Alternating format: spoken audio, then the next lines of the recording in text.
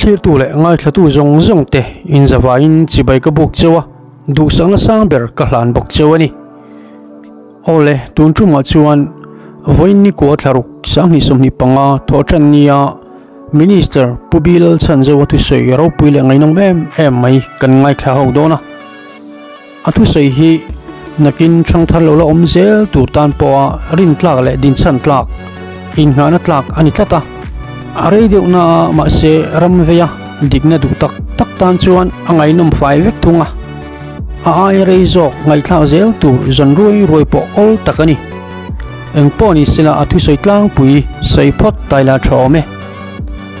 kumsum thum pasari izet kan ram lo roi tu congress le MNF party de kha ZPM party lo pian ma zong khachuan uile kel thun pol ang main anin hal thin lea chu chuan politics to inu hring chuakin mi puite min ti chi ai le thina kalphung lui sarkar ang kha nei le hi a hlo om le ani ZPM party lo pian nu khan na sataka in be thin party pani te in bak kaina thom are chho tan ta ep to party a an han om dun meu chuan an din mun an hrechiang ta aniang in bau chu soilo party kata in chun fin an tu memani ti tur khopin kan maloka IMC in than lom turapo seat in sema thokho turin anin bemek ti thomte aom ta zela MLA in than thlengin lo thokho zel poni se seat in sem chungchanga le CM candidate tura an boi le arin om chu wangin congress le MNF party te hi an thokho zel don MT hi zonalian tak atlingani tin heng baka hian han thoi la thuak taila MNF kalsul poi ber chu van pathian theingilin zu le sanen an chena mi pui mit mei an veng lo kha ati te tin sarkar ma sati kalsul na lian ber nge kan ti chuan sum om lo chuan ramtana thil poi mo ompo an ngai tu peilowa thathlon an pe peilo ati thuai mai bokani adi khopang hei hi ma se alang sa lo lai siam thathi kan ramtan apoi mo em sia chu wangin ZPM chuan alang sa lo lamatang hian pulal do male a hote hian na kan thoka social media alang choi lo mai thei kan ramtana poem mai chu contract nge na kal koplo kan poketa lu tu ne na kal koplo siam thatlai ngai kha sarkar kalta ten alungai tha hle mai kha apoi mai ni ati revenue department chungchanga soite hi angai nom tak zeta tin zir chu tur tamboka revenue department hi don nuam tur kan ni theilo walo ni achan chu kalphung mu mal reng lo om lo revenue department chu a hoi thu in a local thina chu wang chuan revenue department chu that kan tuma tuna tang chuan revenue department chu department o om tak ni kan tumani tin revenue department hi ramri dep vai reng te a inbun kan tumani atiani ramsiam thatura ZPM in buat sai me akal mek ana kazen phave chin kania hetianga ramsiam theitura pulal du ama kai hroi ministry a MLA te ni ve minister chanvo te kanan chelve hi lom om kati hle maya department a kan tho pui kan officer te po ka fui thin na chu ZPM sarkar kumsom panga chung khan an ti dong nge ka khelawa puchan zo wa howa revenue kan siam that lai food civil supplies kan siam that lai ti lekha bu te po hi zia tum ro tin officer te po ka fui ani a thalam reng soi tur nei lawa an pension thak ringot te po hi a thawak lo thil thati tur hian party mi kan in fuyang che hian kan officer te po hi kan fuya ke mani pon ma kan foi me kani kum som thum pasari lai min kai khoi to tu MNF le congress hi an mi zia hi ka chuta sang ni som pasari kum chan ve thleng ka chuan ui in ngai lo in sualang mai hian an in sual bur mai thina enge an thu ber po hian lo khana in bakkaya mi puitam po khan anin om em akal for fad de pe chuan sarkar property de kan vote herem rumai ni kong dan chi khang kha atam em maya chungri le in hotak taksi lo khan mi puita na nin om em mai khan anin ti boy thina ni amaro chu khang zong zong kha alo top deuh tak duk na chan chu sang ni som pasari august ni som panga a ZPM alo pian wang kha ani ZPM lo piang ta hi MNF le congress tan chuan avalo mo mai o kalphung mu malin an kalve thei pha don ta ni hi ti kha I tun ma changa kalau ngai ve thin dang kha ni ya tuna pe chuan anin bei thom hi hriat tur om tamang lo ni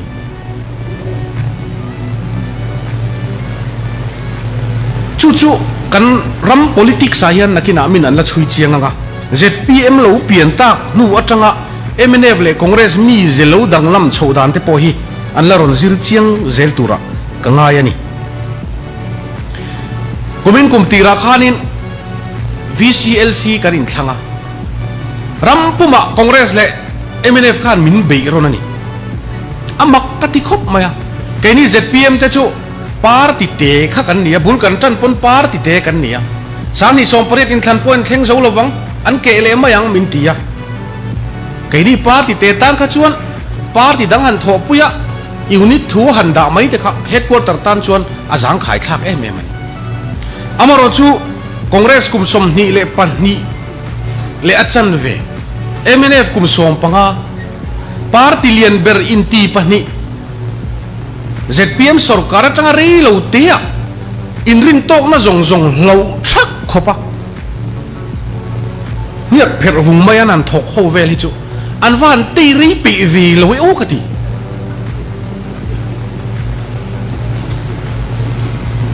an thil ti thatok lo te khan abuk na lu tuk deuh nge ni thil ti that lo view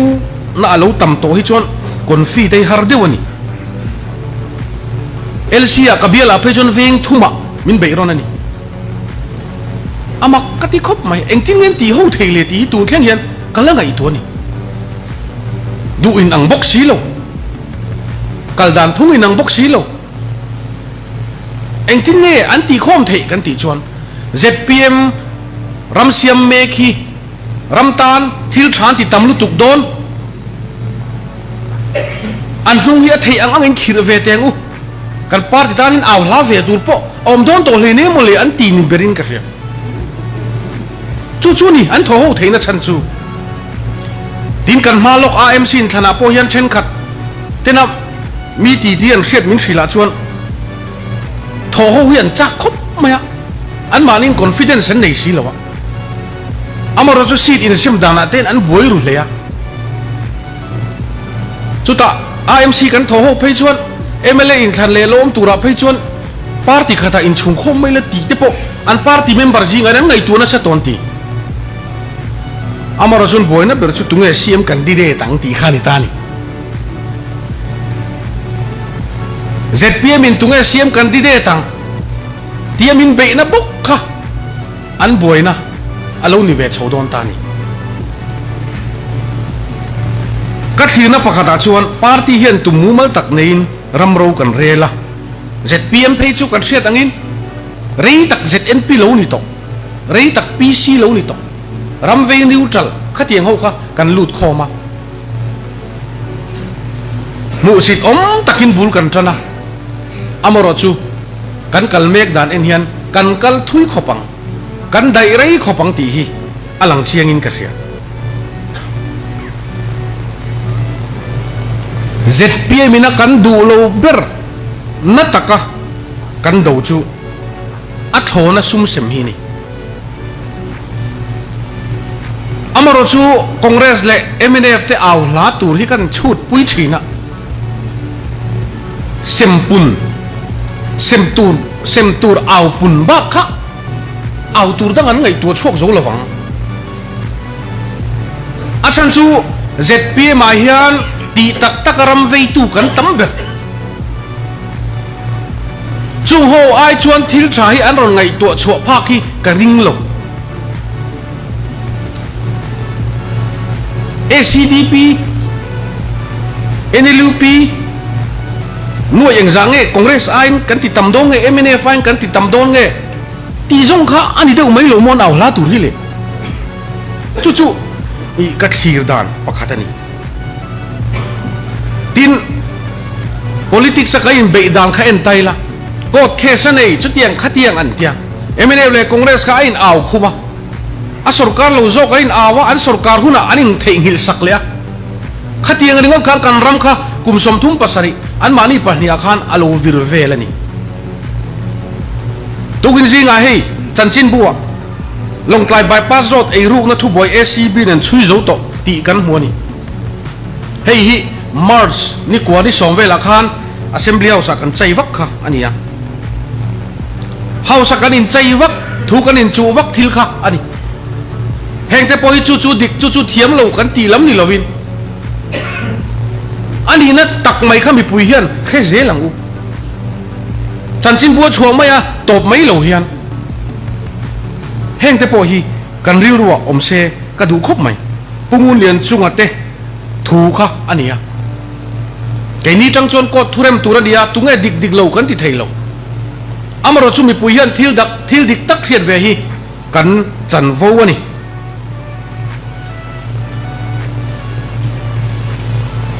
tin eng wang nge ZPM alo pian ti te po hi kan ngai to let ve tho tha a tha ni mai loin kan la zir liat fo wang atlaran zonga ro re na kha kan muna sa e mani atlaran zonga ro re na ZPM hian chu ro re na chu kan du lova mi pui tam zok ten an du lova party lian em nia in chal pani chu mi pui ten chol an petani eng chen nge re nge chol an pe kang o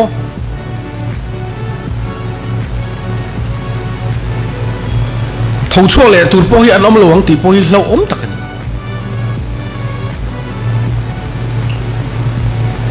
enga tinge an ro re na kha khatia lo tok tak mai le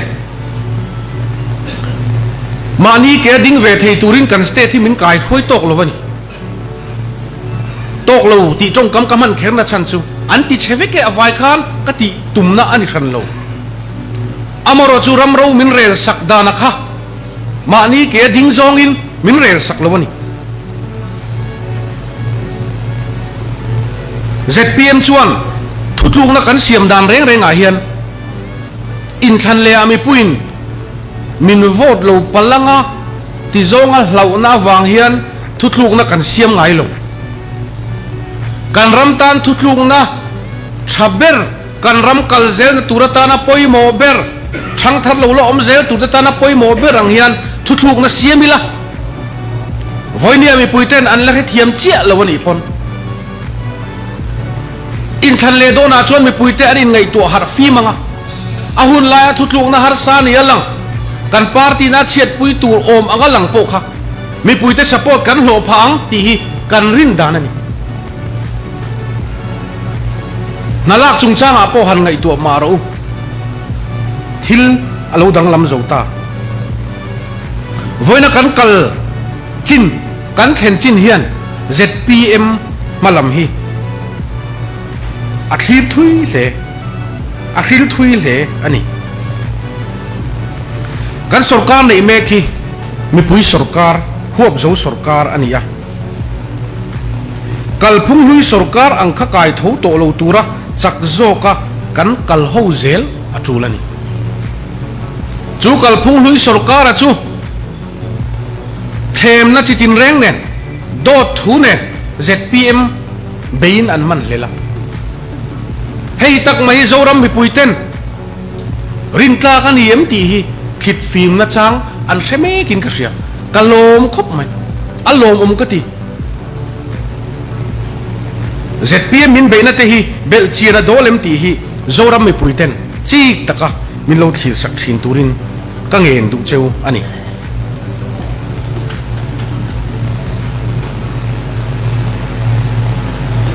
ZPM ten vote kan zon lain le tun thlengin kan dang lam turani tin kan awa kan dang lam na then khatte voina hian an soilan ka du ani party dang tena an chin ngai mia lo an chin ngam lo ZPM dang lam na ka mu chu party chung kwa thil thadu na alian tul tulani kan party WhatsApp group te hi akavil pei khopa kai chu ka tai mak na lam tak mai hi EOB group executive group social media chi sang sang ka tel zoom ma kan in zoom deuh teng ka ti pon ka duai ma hian ka tel le mai thin kan kal sol palang o kan diklo palang o kan minister ro te film khuro se mi puite khereng chungin ro rel na hi ikal puyang uti hi ari tlur mai te hi hei hi chom nung zelang u amaro chu a thungai om thu thu lem lo indial na a tha ka chuan lu kher kha a thul lo hetiang khoma par ti chung kwa in repair reng mai in siam thareng mai hemi zero pui kati sarkar kal to te chu antla ro in har thar thin antla ro in mi puya ngai damandil thin kai ni chu kan sarkar lai hian ngai dam dil la tul ni chuan dil mai ang u kan ti suala ni chuan reverend dar chung nu aten tong trai pol an dina van pathian ne na po ngai dam min dil sak thin ro se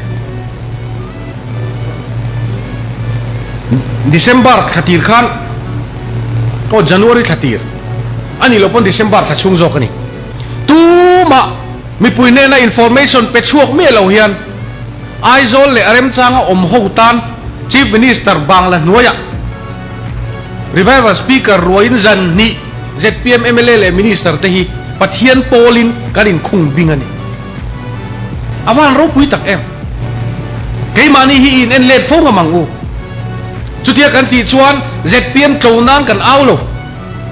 kan ram hi ading chokanga kan ram hi mel moi takin khovel mo hian tar choino mang ti hi karin dan ani ador le chuan ZPM kalphunga ka du em chu mi pui mit mei kan veng hi ni MNF party hi ka thlir thina an kal sual na poi ber chu sakha za ko somriat paruka overground na boro karon om chho nuwa mi pui nol puin kan support MM ani amaro chuan sarkar da chia mi pui khongai na lewan pathian khongai na wanga lal na chang kan ni ti kha an thai hil dei kan thei takamoti in zu le sa nen contract a chi sang nen an tala mi pui min me an veng lo ani a poi ka ti pui ani an tan hian din chole na kong hi a la viawang cái ni ZPM te hi chuan mi pui mit mai kan veng thu thu la kan siam dana po ram hi kan vei thil thati hi kan tum takin ka thia sarkar ma sa te kal sual na lian ber jinga mi voina ka sei chuak tu ri kalom khop mai minister ni ve in department te kan en kol ve sarkar kal to te na an chin than thalo deuh chu sum a om lo chuan ram ta na thil poi mo po kha an ngai tu pe lo sum ne na akal kop lo chuan an tha thon an pe pe lo khoi lai amoni lok deuh lai na om lo chuan an minister te khan an ngai tu bing pe lo alang sar lo siam thati kan ram ta ne alo poi mo le sia chu alang sar lo siam that na chu voina hian pulal du ma le ho te hian kan thok ani TV ron lang chuai lo mai thei party bi pui te pon kan riat vek thei pon ni lo mai thei contract ne na kal kop lo sum le pai kan pocket lu tu ne na kal kop lo siam that lai kha an lo ngai thai be mani ka department ngai revenue te hi ka thira revenue department kan changa December ni som pakhat khan heta hian karon dinga chuta ka tong kam chu fur khat po tur tlak to lo khopo ong ro po lo mo lo ni le ti kha revenue department ka mu dan ni ka department office ate la chuan revenue min ron chang kher chui van doi le mai min la ti zuinia chuta ka thu soi chu revenue department na thok in ni hi in la in chuang khopang ti kha ni bul ka tan na chu tin revenue department hian dem te kan kaya dor nuam lo ni te kan hloa amaro chu dor nuam hi kan lo ni thei lo hrim kal phung mo malom hek lo au hoi ข้างห้องถูข้างน่ะลูกกะรีลุตุชัดตุ้มตานโปคานกันเสียมจงกำตะกินอาซิสเต็มข้าเราดิกแล้วว่าเราชัดเทแล้ววะนี่สกากลพุงอินเรลบอลดานะเราดิกเราชวนชัดตุ้มเดียวดีพาร์ตเมนต์นั้นถกโปตานโปคานเราชัดตักเทแล้วตัวนี้เราชวน Revenue Department กลพุงชวนกันชัดโตโดนที่หินนี่รึงดชัดล้ำกันปะนี่หุ่นมาสลามาแต่กระชวนชัดตุ่มนะคะอมเราหิมใช่ไหมแกนี่ชุดชัดกันตุ่มกันเบย์อากันจังตักเสร็จดิเฮ้ยฮิปาร์ตี้มีปุยเล่โซรัมมีปุยเต้นมีเชียร์ปุยเต๋อกันรำรีเดบไวเร่งเตะ revenue จักโจกอินบุญกันตุ่มช่วงเตจูกันมัดชอปนียตินอินเดียรัม revenue administration นี่เราจังกังเนี่ยไม่อะการนัตตะก้าเตกันตัวสตรีปุระเตกันตัวการนัตตะก้าจนสังกัดเสด็จสมรุกจังคันอันเล่นริโก้ดันเราเอ็นโกลใช้มาอันรำคู่อาเจ้าเตลุเนียนไฟทุ่มมันเราเตะชกตัวนี้สตรีปุระไฟเนียนเตะชกตัวแกนี่ช่วยขัดมากกันละเตะชกเลยเซ็นทรัลซิเลบัสโซนเวตูรินตูนาเย็นที่ตบกันชกเซ็นทรัลคานโอลสอมซิเลบัสสันเรามังโตกันติดทีนะแกนี่ชวนโอลทุ่มซิเลบัสวิลจุกขาลงกันเราลำพันเลยกันเราเหนียวเวงลุตุตูน่าชวนอินเดียรัมรัวลิน revenue department เฮียกัลตาโอเลหุนตั้มเราวะสวยถวยจากก็มักข้ากระดูตอกไม่ละ supply department อาโปเบกโตครบไหมบูไฟมันติโตตู้ดูแรงฟังไอ้หมอตีกันนี่หรอกันรำกัลเซลดานตุรตานะอัดชัดโดนวังตีกันนี่การรำมินัดชัดปุยโดนดิชวนวอดทักเลยไม่มีปุยหัดชกเท่าวังทุกลุงนะเสียมหวยงามมาโหลดแต่ข้าอันกระทบมาเสียหวยเสียมหวยงามตีวังดูตัวเสียมตูดตีแล้วมันนี่หรอกจีกตะกินกันไงตัวงะกันรำโจมนะตูดทีรินบูไฟมันปอยทุกลุงนะกันเสียมันนี่การวาร์มังตางเกจียสมทุ่มกันตีอะการวาร์จิงดินมุนฮาร์ซานลมชวนเจงสมเนียขุตูจูจี MSSRP เรสอนการ์ดสินกันติเลโตเลงัลตินตูนนายะจูนจุลัยออกัสเซปเทมเบอร์บูไฟอัดวันสินการ์ดเองเลการ์ดโปรตันเซมังอุกันตีอะเช่นขัดินอาสัมสเตทปนันตีเรงอลมมิโซรัมสเตทตันทิลตีชัดบีกันนี่เหลวเตียนตีไม่ถ้าขัดบูไฟเซมตูเช็คโคปอยฮาร์ตะกันนี่ฟูร์ไลเลงัลถ้าทุ่มกันเซมังกันตีเทจุโมกันจังเลตีน่านี่รึงอดกันตีเทงตีชุกก็สวยงามเจลวะโนเวมบาร์ชาเวลาโนเวมบาร์ชาเห็นมาอินเดซembర్ชากัวตานเนี่ยโนเวมบาร์อาดูตันคุลกบทีนี่ตีเตะโลทินปุยกระจากกันนี่ทินบูไฟอาเฮียนเสมไม่ยันนี่โลบุกดิกเตะข้ากัลปุยยังไงคุณมาสลามากระชวนเสมเทจีอันโตคนไรเนี่ยบูเท้าตีลำข้างไงตัวไปโลแกนี่อาชวนเสมไม่ค่ะกันตาร์เก็ตนี่เวโลretailer din munte po zom ve to rose di retailer an nia ei ruria wa kan vathi ringot po kha diklo zom ve rose kan ti ni din go down te pon buk dik rose ka warning na sa to khop bai go down na thok te po an buk dik thiam lo ni chuan khotlang in buk mai rose te ka tirum ruman din go down za som pani kan ne ya heta yan jun tha chunga mo hian kan man lo mai thei avai chuan digital weighing scale go down zong kan davik don chu sarkarin paisa po min peto ani ole thui don mang o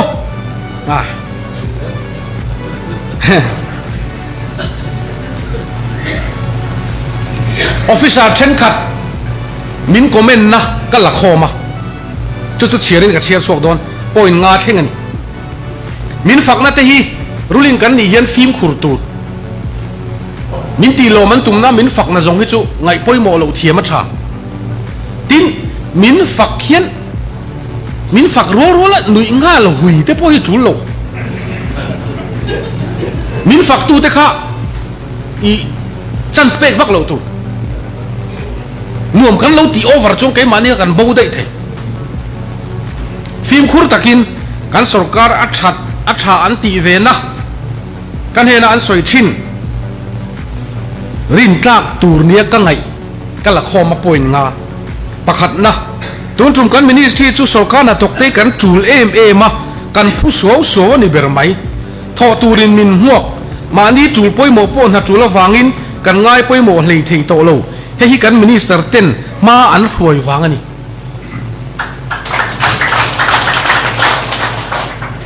minister te hian ma kan hruai tur ani reng ani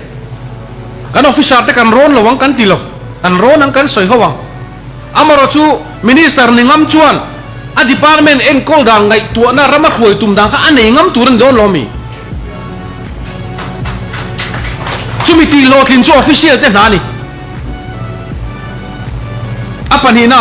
thilani na tur tak le dan anga na a tho thei awangin sarkar na thok kan phur ni in kan ria political favoritism awangin ramta na thil tha tho a har thina tuna chuan dan angin kan kal chho tan ni in kan ria ZPM ministry in ma alak thatak tak puthiakin kan chiar awan ro puive zoram ta na thatur midang ti ngam lo tam taka hoisen takin ma anla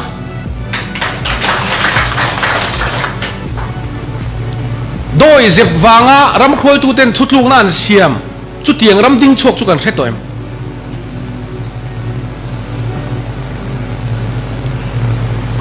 in minister role in siam hawa an thutluk na siam hi kan party mi puite thutluk na ni hi o nang mani wanga thutluk na siam thei kan ni palina zoram ta na thatur midang ti ngam lo tam taka hoisen takin ma ala o hei chu ka chiat mo pangana ram hangai tak tak tu huai tu heng te uluk deu longai tharo ram hangai tak tak tu huai tu kan mudon to lo ni a kan lo ngai man to a tu na chuan be se na ko la eng to e hei hi ke ma phu chopan mi alo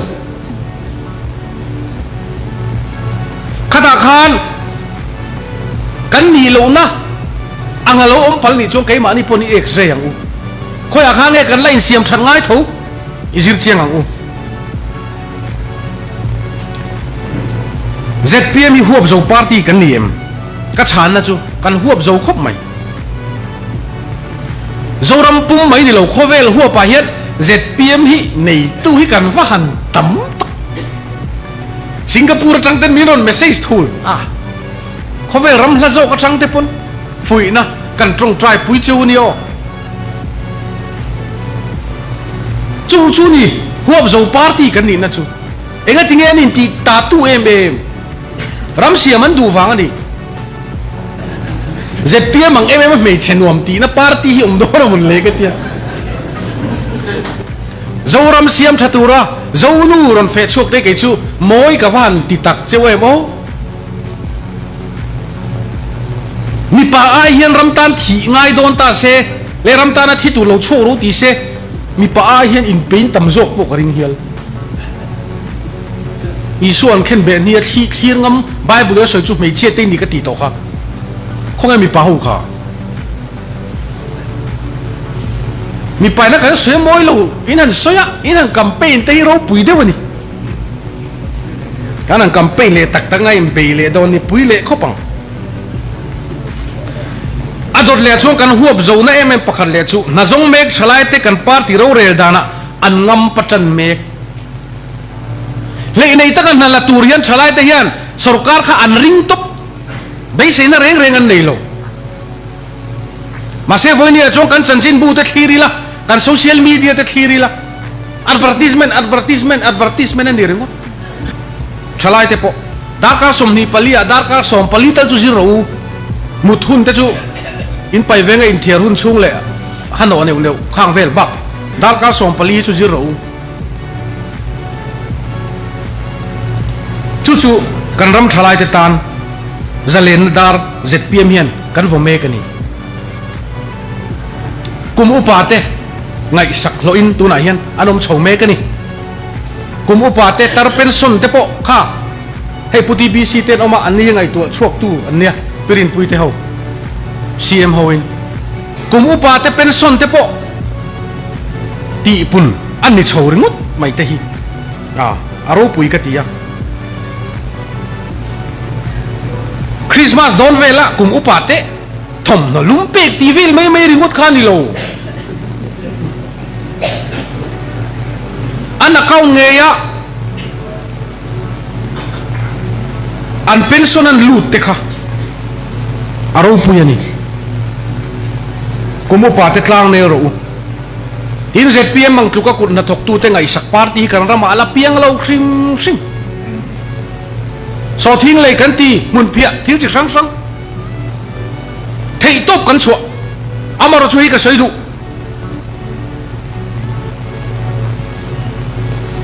sarkar kha to te khan so thing hero na khol ti te processing plant te kong tha te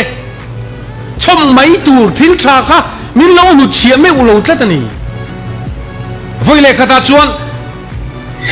kun na thok tu te ngai sak tak party po ni la akum khat na bor chawa hi chuan chet ngal duak ka har takani party chung ko po kai fui na sakhop mai kun na thok tu ten beidong tu ni lo kan aw la berani wang hian kun na thok tu te kan thu tiam hi kan len chuak turani ti in tu na hian thei tu kan chu hemi chung cha hian ngai dam lek kan ngai ni pon kun na thok tu te ngai dam kan dilen kong tam taka ma kan son kumalo tharanga season thar ain tan chho zelanga malam eng kan hu zelang hetiang khopa kut na thok tu te ngai sak party hi kan rama hian alo omlo tin ni chin khang ka soito party dang ten kun na thok tu te lam hoin ron aw ve turanga ila kan aw ai thui hian tan aw ngai na omlo ngati nge nu ma than nei lawon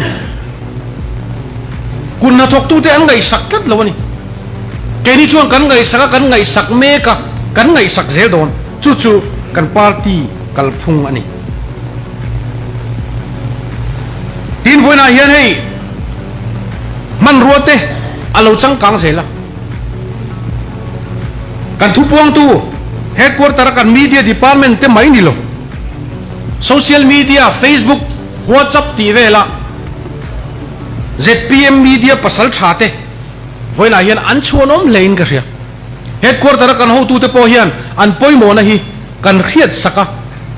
training te po kan pek tama kan ti chak ve hi atulin ka ria chu chuan vai ka soi social media mang tho khan kan el pui party ten thu dik lo an the dar chak lu tu thu dik jok the dar chak turin kan media hi kan ti chak ngai rei tak engma du sang na po dong lovin ZPM tanan lo aw vet lo to chung ho chu kan du sak ve hi angain ka ria chung ho tan chuan voina hian karon awa social media katlalu nem lea amal khaya ZPM party media te kan mela fiber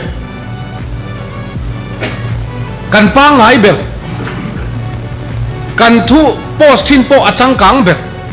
party dang chu theng toy takan lani party dang te hian abik takin MNF hian an media an manawi an tha kang ti ka lau an media an manawi mang reng ro se politics khel dan hian khiat dang hian khel reng te se ke di chu ka din zila ka in fuilong ZPM thil ti thata piang dole char chada mukha politics an tia ani to lo so ta kan theng to in om da ngai khan om te u ka ti ni chu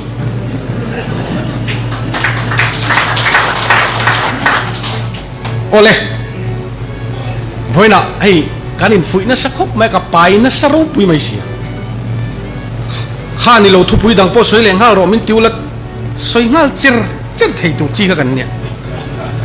mani a zonu wa hun ka man khan ram vei tak te hi do ne thei kan ni lo ti tong kam hangani ZPM mang thu ram vei tak party ka ring lo min do ne lawang ni tin zan tin hian minister group ate MLA group ate party group ate kan ram ta na thil thazo ki kan rela kan be ani sang ni som ni pathum December ni som pakhat khan utete theunen karon lu tang in ngai tu chiang na hun pom lo khan kan minister tharten thuron soiron tia tain ka ding chuaka revenue minister kan I chungin ka thunei na man sual ne anga ngai thei ang chi reng renga ramin chi khat po ka nei long tia ka pom pop ma in ka ho chu atu zel chokha iwa am mai ta ni pon ram pon pe du mai thei cha a thon te pon an pe du mai thei cha an tia in tiam reng hi chu a deu phul lai in tiam chi hi lo ne fin viu to chun thil thati te in tiam thei lo re in tiam pop mai la kha kan in tiam na ka ti dik khangai le to sia ril khram deu chung pon ti dik khangai thlat nimin pia maya wanglai ni en article ka chiara revenue siam thatur chuan a minister bera dik khangai ti te khanon sia ka chut tiang minister chu kan ni mekin ka khia kan la kheng thui viau lo tia ro chu ka phalo a harve khop mai social law kan trong kampoi mo do chu behavior change ti hi nia real root pudan thak dang lam na chu trong kam pakat chon reform te poni mai theya kan sarkar na thok te po anre ru hi thil thati tak tak turin ain siam tha chho me ka ni hi chu chon min ti lo mani kan mu thei material thil te ai hian mu thei lo la maril ru tha in siam than na hian na thok na sa thei zo ri ru dik ma support ro se ri ru dik ma support lo chuan thil dang kha chu mo boi nu ai ni mai ole a top lama kal tai la fui na in top ka tumani thalai te ka fui du cheu dam rei tum ro ti hi ni thalai zoram thalai te u he hi soinarem changa kan la ange ithian pa ithian nu nen khan kum som ruk kum som sari ba dei tal lom ho tum ro in tiam ro thalai thi kan tam lu tu nau pang te te kan thi a vei om ka ti ka vei tuk kum som sari ba dei hi ka lom nge nge turani ti te hi thalai thian project a ne yang u chan dang wa kan lo thi ni chung kan thi ni mai om that du lo wanga thi na hi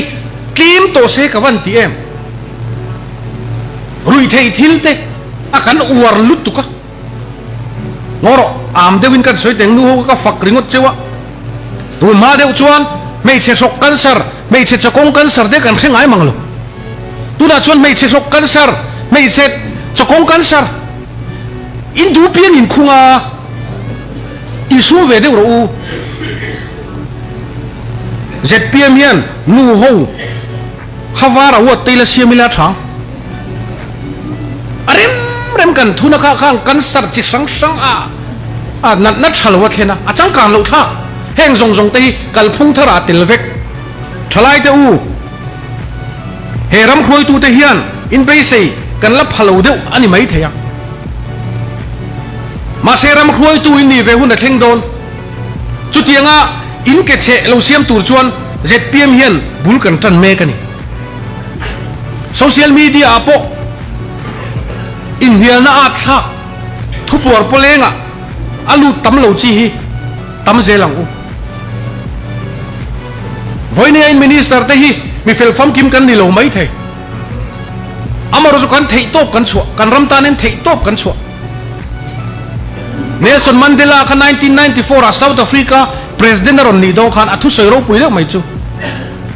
South Africa mi pui khan athu soi khan ngai that chu South Africa mi pui te u apartheid lo top ta South Africa mi pui ro re na lom don ta ma se reilo te chunga atha zonga danglam na hi chu kalaka hian be sei big su har lu tu atini keini po hian ti that duok duok chu kan du alom kan lo aw hla ni kan in chir lo kan aw hla khan amaro chu abul vel han ten fai te siam that ngai siam dik ngai ya tam lu tu mi pui te u kan ram kal to dana chang te po khang kan khen chin hi min te sak ve ro thalai te u khovel hi chung en su pathian in he zo nam hi ro pui takin min din in taksa du ro nu le pa te u hei ka fui le du chu ifa pa ifa nuin rui lo ngol aveini chuan pom mai ro homa da bo dei kher kha atul vek lo mani chung kwa en kol veng u kan en kol thei lo kan fa te an pian kan ha le le mem an no pan la kan lo mem te homa da bo lo zong te hian chung ko tin hi i har tharang u i jak lo lo lo u kan chung kwa khan an hun top te chung hang ve mai sela enga dia khoi amol khan kan ben per kher zel le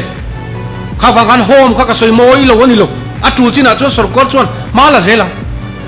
amar chu kan khotlang pon kan chung kwa pon rui lo ngai kan lo mani pon chu ipom nga bang u chu tiang chu ni kan ram din chuan tur hi ti ngai na ngang om lo chung kwa te tan loi lu na nei ve lo ngai sak tu nei ve lo te tan chon hom te om sela anei nung fa te chuan aman to du apon da thei lo chu khotlang chu ni kai chu heram tan hian ka dream ni khovel hian pian phung rol ban lo hom din te du to le ne khotlang a om ve ro se khotlang khan pom ve ro se an miang lo na gong khan khotlang khan lo en kol ve se la asap tongin nar char ve ro se lo facilitate ve ro se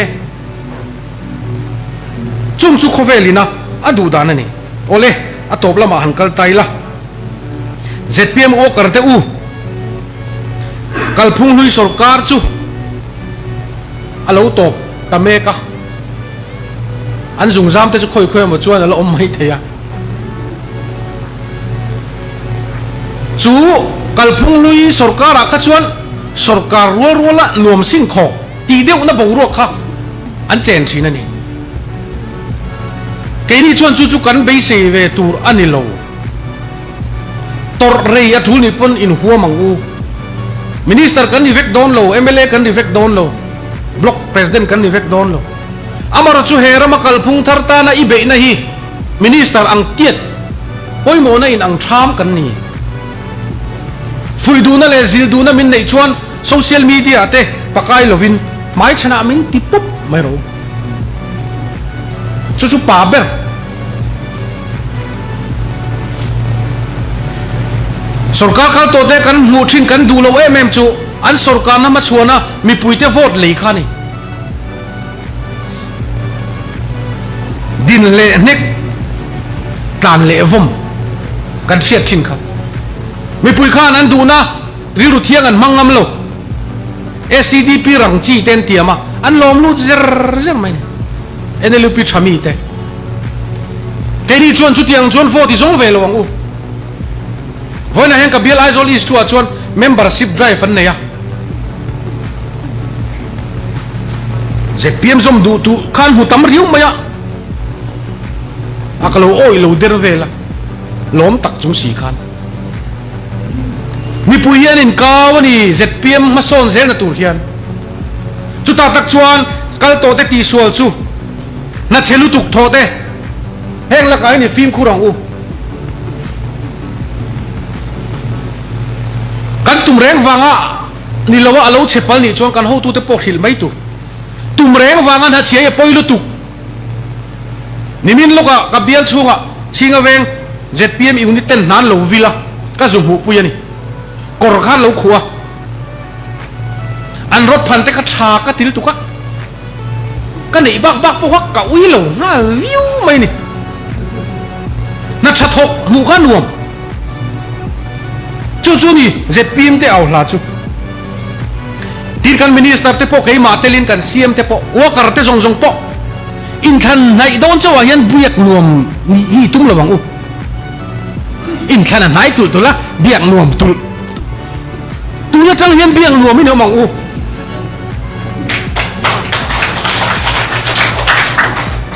tu lai kan campaign nal char ti khiat tu in than don ti te su tlai to lu tu tu lai kan campaign ani ka department tan po customer care policy ka duanga pui takani officer te u biang nuam tak nui deu here customer care ang maya nui senga mi lo dong song turin ka be sei lo cheu amaro su mi pui hi in na tho be dong su se ti hi customer policy na tumani mi pui te khan kan department malang na hian rin tlak na murose chu customer care policy ni chu tianga tang chung kan ram hi kan ti dang lam chho mek na hi he zoram hian a mu in ka hria chuwang chuan ZPM mi pui te zoram mi pui zong zong te biak no mi ni mong u tin hei revenue department a atop nan sani som pakua khan heng LSC cadastral LSC pa ngai te house pass te WRC te garden LSC periodic pata sang ko zaruk som pakhat pa si ni sani som pakua November ni som pariat khan khul thei to lo tinan lo ti top vekan amaro jo ZPM sarkar chuan heng rampas Aizol South Aizol North lunglei champa kolosip selsip mamit khozol sai tol na thial pas khul chua lo sang ko zaruk som pakhat te hi khul chua le thei turin notification kan chuani kha sarkar na pon lo chuan pas khul tur pon office va dor maula ti ngei na omlo ma se ZPM sarkar chuan pas sang ko zaruk le som pakhat chu an lo te dei to department na om hu kringot khul silo a khul tu te nang khul du ngoi ngoi kha tuna hian khul thein kan siam ta hei hi bung thar ro pui tak nin ka ria khothang sanga local council te VC ten kan khuwa thewa chu tiang chu revenue office a khul tur om em ti te po lo ngai venturin ka ngen cheu ni kalome ole khati zung kha ania ramvei tu minister zofatin kan nei ta hi kan va nei tak zeta azar zo tumin thei patop chuin I troi omila trong trai puan ngai na pianga trong trai pui bokila a thome clear tu le ngai thatu zong zong ten khoi takin comment section lama kan mudan le kan ngai dan te milo taran saka milo thailand sale clear tur chewin in khoi na karon ngen chewa tin like comment share te mila subscribe lo poina milo subscribe theu tur chewin in khoi na karon ngen tak meu ani